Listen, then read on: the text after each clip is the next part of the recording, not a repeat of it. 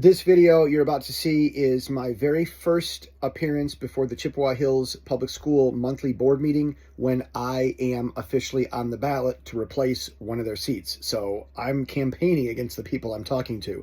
I'm holding the phone down here, and so you got a great view of my nose, but I'm filming myself when I'm speaking at a public meeting and I'm addressing the school board. The two issues I talk about are, one, there's a sign down by the road that cost a lot of money, a lot of money, and it was made by the Chinese and it broke, and they vote on how to fix it. That's what that's about, which will help make sense. And the other issue that I talk about, which came up when I was 14 years old at Reed City, was the health ed, sex ed curriculum. Back then it was contraceptives. Today it's about gender identity.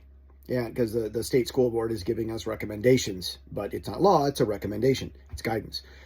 Watch the video and I'll talk about it after. As a public meeting, I'm recording my own comment, is why I'm holding my phone here. I wouldn't record you all, but I believe we can. My name is Jesse Steele, and I spoke at the previous board meeting. I am the first official candidate for the 2026 November ballot for one of the four open positions on this board before me. And I'm kindly and friendlily introducing myself. I don't particularly know if I'm running against anybody, and I don't know if all four of you are planning to run again. I have no idea. So I encourage those four of you to make statements so people know who and what they're voting for, because I will be. I introduced myself to the superintendent's office, and Madam Superintendent, I would like also again to thank you for some things that you said, making a clear distinction between guidance versus law. In my experience with our local ISD, there seems to be the misconception that FERPA is a law. I mean, it's passed, but it's about budget. It's not about criminal law. And it seems to be treated as if FERPA is criminal law. So I greatly appreciate the distinction. It's not an obligation, it's guidance. And the topic that you brought up actually was the very topic that when I was 14 years old, came up at Reed City, where I was a student then, and one thing led to another, which eventually led to the creation of Crossroads Charter Academy. Now, I think that today where we're at, schools and entities throughout our ISD need accountability, which can be provided by the ISD. And I haven't heard anything in the last two meetings about engaging this district's representative at the ISD. Not that that's negligence, but there may be some more that we could do. I would look at that and I'd be willing to do the legwork. I don't want to create work for people, but it could use attention. We can help Reed City in some ways. So I'll be looking at those things. There is an individual that I think needs to be looked at further who works here. I don't want to go at anything with any bias.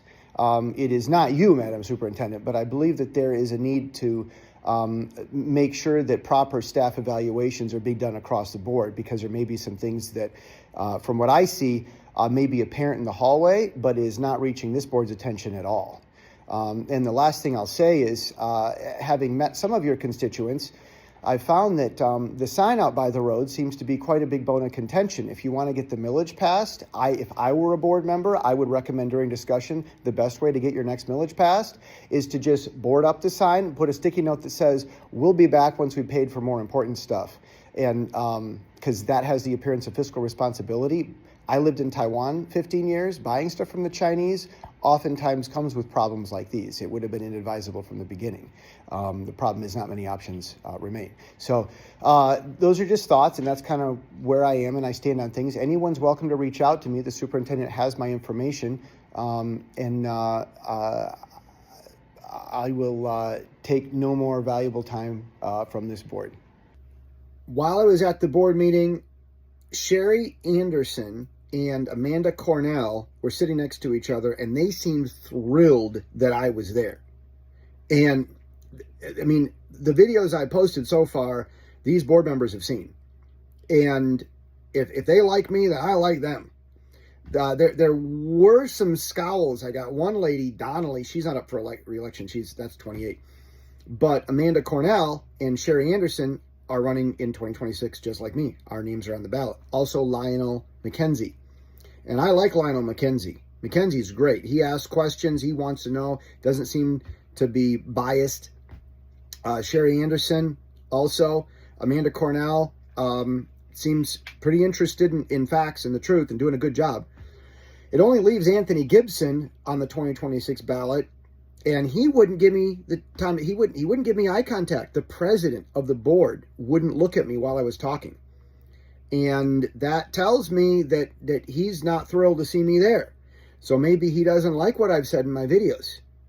Well, I mean, so maybe it's self-identified the person I'm running against. I don't know. But in November 2026, I'm voting for school board, because you can vote for yourself, this is a thing. I'm voting McKenzie, Anderson, Cornell, Steele.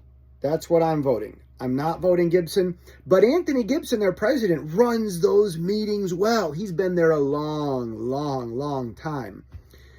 Maybe if some cronyism, doing friends favors is setting in, that could be why. I don't think he's there to do that. But when you're in a place too long, you just start promoting your friends and not doing a good job. So I think Anthony Gibson should run for state Congress or something, because he runs those meetings well. And maybe in this election, it's time for him to move up and let Tom Kuntz run for Senate or something like that.